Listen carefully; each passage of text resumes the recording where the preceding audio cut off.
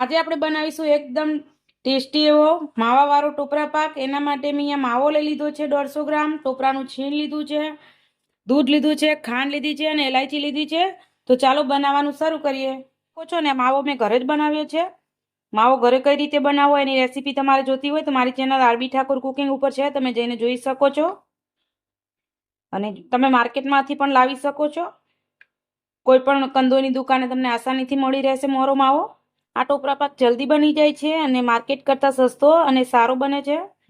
તો આપણે બધા માવાને ખમણી લીધો છે। તો ચાલો હવે આપણે ચાસણી કરી લઈએ। તો અહીંયા આપણે એક કડાઈ લઈ લીધી છે અને કડાઈમાં આપણે દૂધ નાખીશું।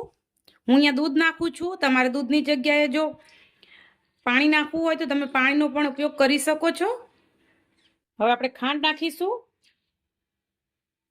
તો ખાંડ અહીંયા હું 1.5 કપ નાખું છું, તમે તમારી પસંદ પ્રમાણે ગળ્યું જે પ્રમાણે ખાતા હોય એ પ્રમાણે તમે નાખી શકો છો। હવે આપણે ખાંડની એક તારની ચાસણી લેવાની છે। તો અહીંયા દૂધ કે પાણી તમે જે નાખતા હોય આપણે ખાંડ ડૂબે એટલું નાખવાનું છે। તમે જોઈ શકો છો કે આપણી બધી ખાંડ ઓગળી ગઈ છે તમે અને એકદમ સરસ મજાનું આપણો પાયો આવવા માંડ્યો છે। આપણે જોઈ લઈશું, હજુ આપણી એક તારની ચાસણી નથી થઈ અને જ્યારે તમે ખાંડ અને દૂધ નાખો અને ગરમ થાય ત્યારે આપણને એમ લાગે કે દૂધ ફાટી ગયું, પણ વધારે ખાંડના કારણે એવું થશે।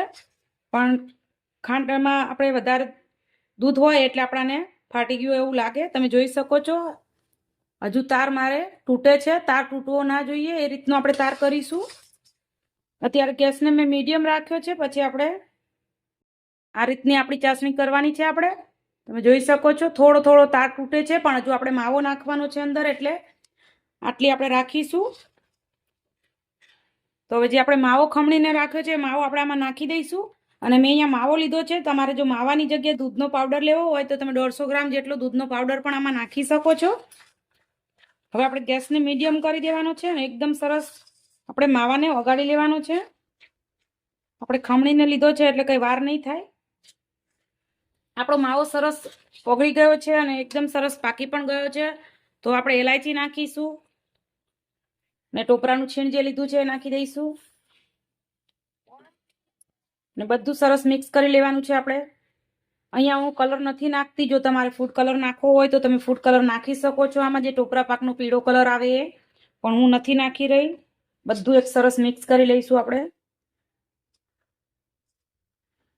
તમારે જો આ ટોપરા પાકના લાડુ વારવા હોય તો તમે લાડુ પણ વારી શકો છો અને ઢારવો હોય કોઈ પણ પ્લેટમાં તો તમે ઢારી પણ શકો છો। તો આપણે અહીંયા આને ઢારવાના છીએ। આપણે ટોપરાને શેકવાની કોઈ જરૂર નથી, કેમ કે આપણો માવો ગરમ હોય એટલે સરસ ચડી જ જાય છે। હવે આપણે એક રકાબીમાં અલગ કાઢી લઈશું અને ઠંડો કરીને ચેક કરીશું કે આપણે ટોપરા પાક પરફેક્ટ બન્યો છે કે નહીં। હું તમને બતાવું કઈ રીતે ચેક કરવાનું છે। ગેસની ફ્લેમ આપણે મીડિયમ રાખવાની છે અથવા તો હાવ ધીમી રાખવાની। તમે જોઈ શકો છો કે આ રીતનું આપણે ભેગો થાય એકદમ સરસ, એટલે આપણો ટોપરા પાક પરફેક્ટ છે। તમે જોઈ શકો છો એકદમ સરસ ભેગો થઈ જાય છે, આ રીતનો ભેગો થવો જોઈએ। તો આપણે ગેસ બંધ કરી અને એક પ્લેટમાં ઢારી દઈશું ટોપરા પાકને। તો અહીંયા મેં એક ટ્રે લીધી છે, એની અંદર હું ટોપરા પાક ઢારી દઈશ। તમે થાળીમાં પણ લઈ શકો છો। આ રીતે આપણે સરસ એક સરખો કરી દેવાનો છે। અત્યારે ગરમ હોય એટલે ના થાય, પણ આપણે અત્યારે એક સરખું કરી અને પછી આપણે થોડું ઠંડુ થાય એટલે હાથથી આપણે એકદમ એને પોલિશ આપી દઈશું। અહીંયા થોડું ઠંડુ થયું છે, અડી શકાય એવું, એટલે હવે આપણે હાથથી આ રીતે એને સરસ શેપ આપી દઈશું એકદમ। અહીંયા મેં ઘી કે એવું કશું જ નથી નાખ્યું, તમારે ઘી નાખવું હોય તો પણ નાખી શકો છો આમાં, પણ મેં અહીંયા માવાનો ટોપરા પાક બનાવ્યો છે એટલે મેં આમાં ઘી નથી નાખ્યું। એકદમ નથી ઠરી ગયું, થોડું થોડું ગરમ હોય ને આપણે કરવાનું છે।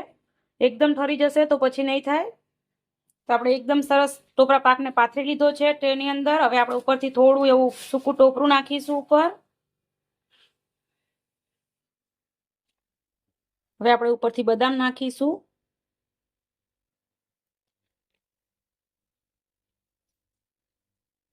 બદામ ઓપ્શનલ છે, તમારે ન નાખવી હોય તો તમે સ્કીપ કરી શકો છો, પણ એકદમ માર્કેટ જેવો દેખાય એટલા માટે હું નાખું છું। હવે આપણે એને આ રીતે દબાવી દઈશું જેથી કરીને નીકળી ના જાય. હવે આપણે આને 2 થી 3 કલાક માટે એકદમ ઠંડુ થવા દઈશું. 2 કલાક જેવું થઈ ગયું છે ને આપણો ટોપરા પાક એકદમ સરસ સેટ થઈ ગયો છે અને મેં આડા અને ઊભા કાપા કરી લીધા છે. તો ચાલો આપણે ટોપરા પાકને સર્વ કરી દઈએ. તૈયાર છે આપણો માવાવાળો ટોપરા પાક, જે ઝટપટ બની જાય છે ને એટલો બધો ટેસ્ટી લાગે છે કે જો તમે એક વખત ઘરે બનાવી લીધો તો બહારથી તો તમે ક્યારેય નહીં લાવો. અને હવે તહેવારો પણ હવે નજીક આવી ગયા છે એટલે આપણા બધાના ઘરમાં મીઠાઈ તો બનતી જ હોય છે.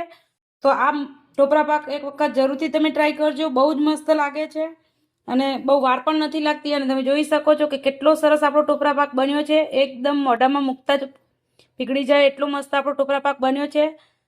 તો જો તમને મારી આ રેસીપી ગમી હોય તો લાઇક, શેર અને સબસ્ક્રાઈબ કરવાનું ભૂલતા નહીં. અને એક વખત આ રીતે ટોપરા પાક જરૂરથી બનાવજો. આવજો ને જય શ્રી કૃષ્ણ.